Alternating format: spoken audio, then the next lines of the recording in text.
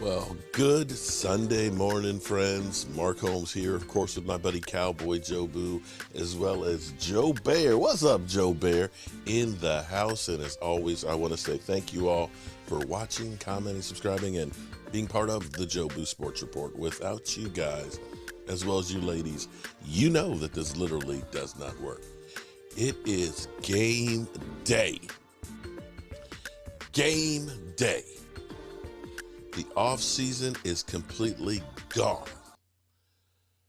From that miserable loss from the 49ers to the guys rehabbing and surgery, to the combine, to the draft, free agency, OTAs, mini camp, training camp, weightlifting, thousands of miles of ankle taping, sweat, blood, tears, the 90-man roster, the 80-man roster, the 53-man roster, the practice squad, the preseason games, and even we talking about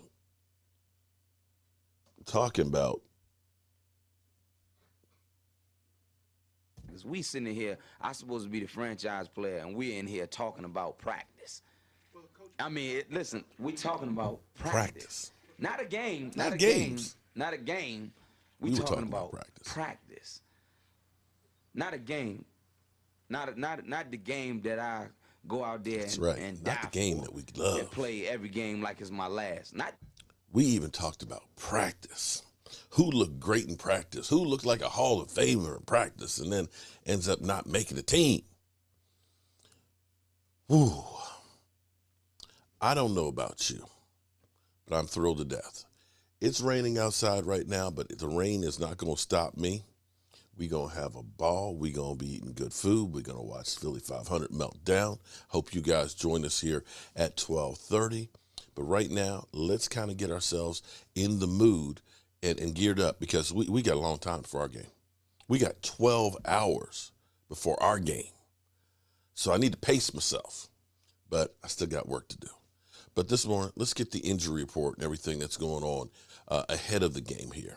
Then his running game. Chris Godwin will not make a decision about whether he'll play, he says, until game time on Sunday. And he also is talking about the fact that he doesn't want to play now where he knows it's a long season and there's a marathon ahead. And so he's going to try to be very smart and careful about this. Will not make a final decision about whether he'll play Sunday against the Cowboys until pregame warm-ups. And Michael Gallup, we know, not playing, is making progress. They put him on the reserve list. He's practicing right now, so that's encouraging, limited. But the Cowboys and he both have said that they don't expect him to play Sunday, but he's not far off, as evidenced by the fact that they did not put him on the injured reserve list at this time.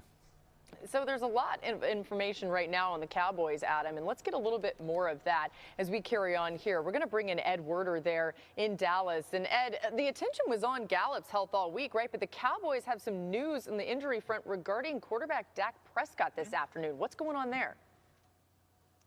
Yeah, Laura, anytime a $40 million starting quarterback is unable to finish practice and is listed on the injury report as Dak Prescott is now, it raises questions, especially when the issue occurred with the same right ankle that was fractured and prematurely ended his 2020 season. While he missed some of a padded practice that coaches consider the most important of the week, Prescott later walked without a limp, did not appear to be wearing any tape or other medical equipment, and he smiled as he explained what happened. Believe it or not, he blamed the issue on wearing new Jordan 11 cleats that proved to be too tight. Honestly, I feel great.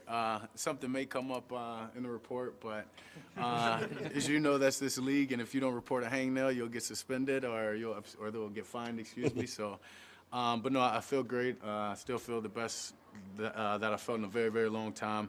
Not even comparable to where I was last year going into this game. So, honestly, just excited, ready for Sunday to get there. Well, those Jordan 11 cleats will not be on Prescott's feet Sunday night against Tampa Bay. Prescott will also be missing 2 of his top 3 receivers.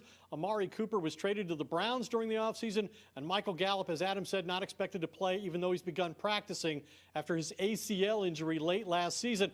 But Prescott is confident, Laura, that CeeDee Lamb will prove worthy of being a #1 receiver, saying today he knows he's a hell of a player, and he wants to go out there each and every play and make sure everyone else knows that. And Laura, I'm going to have to cut this short. My shoes are feeling a little tight. I got to get some pain relief right now. Go loosen those up, Ed. Ed, as only you can do. You got us in a roller coaster of emotions here. Marcus, it's okay. I think his cleats were just too tight. I think it's okay. I know this is like really upsetting. I want to hear good stuff. I know, but it was drama queen. CeeDee Lamb is going to be a #1 wide receiver, and Dak Prescott's fine. His cleats are just too tight. All right, here's some more good news. He would send me a size 14. Oh, Maybe he needed a bigger one. Maybe he had his laces too tight. I don't know. All right, no team brought the blitz at a higher rate than the Buccaneers last season. Here's your good news, Swagoo. But they may want to dial that back against Dak Prescott on Sunday. The Cowboys quarterback ranked top 5 in QBR, touchdown for a guy who's not a top 10 quarterback. When blitzed last season, throwing 5 more touchdowns than any other quarterback in the league in those spots. So, Marcus, is blitzing Dak the right game plan for Tampa this weekend? Dak, please wear some broken-in cleats. And look, Todd Bowles is going to bring pressure. Devin White and Levante David are too good of linebackers in the blitz to not bring pressure. Dak has to eliminate that pressure by getting the ball out of his hands, and he's trying to build trust and rapport with new receivers as well as putting CeeDee Lamb in that situation. It may be a little difficult treading early on, but I expect Dak to be able to slide and move around as long as his shoes are not too tight and find guys and buy a little bit of extra time. Let's read and react to some more sound from around the NFL. Next up, all Brady, right, who was so here's what I got. A little birdie whispered in my ear last night exactly what happened. The shoes, like 6 minutes, Dougie Fresh, always hurt my cones. Basically made a blister. Basically kind of rubbed, it made a blister. No big deal. Basically the skin, you know what happens when you get a blister, okay? A lot of y'all who work and stuff like crazy, like I do, like my hands are actually kind of rough from all the chemicals I was using cleaning yesterday. But, it rubs, and the skin kind of lifts up, gets some fluid in there, and it pops. A blister. Shoes rubbed on the scar. No big deal. He'll be fine, okay? I hope that's the worst problem that Dak Prescott has this season. If he does, we're golden. CeeDee Lamb, the #1 receiver. Don't be surprised. Do not be surprised today how much Tony Pollard gets the ball passed to him, okay? If I am right that Tony Pollard is going to be a big, big weapon in the pass game, make sure you guys come back and say, damn, Mark, you were right about that. Don't be surprised when the Cowboys use a lot of 12 personnel. Don't be surprised when the Dallas Cowboys win this game. I'm not going to guarantee it. I'm just saying don't be surprised. Because as we have issues on our side of the ball without Michael Gallup and Amari Cooper, I still believe personally, and again, I'm just Joe the fan here looking and observing from the outside. To me, the Amari Cooper situation, be it we didn't get enough for him, was an evolution for the team. The team is evolving and changing how they're doing things on the offensive side. It is going to be ball control. It is going to be the 12 personnel. It's going to be reestablishing the run. And look for Jake Ferguson to become a big, big part of this offense. And Tony Pollard will, in essence, be maybe not your #1, but you're going to be seeing him getting the ball quite a bit. That's just my observations here. Now, we're going to be getting set up here. I got a lot still to do here because it's game day. It's game day. So I got to make sure the set's ready to go. We're going to make it as waterproof as possible, and we are going to be ready to rock and roll. As always, I appreciate each and every one of you guys, as well as you ladies, being here. It's going to be a great day. Football is back. This is what we have been opining for. This is what we've been waiting for. This is why we lift all them weights. Well, at least 16 ounces at a time. And I'll have more as the news evolves.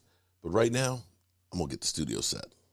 Our Coach here, and as always, I want to thank you all for watching, commenting, subscribing, and being part of the Joe Boo Sports Report.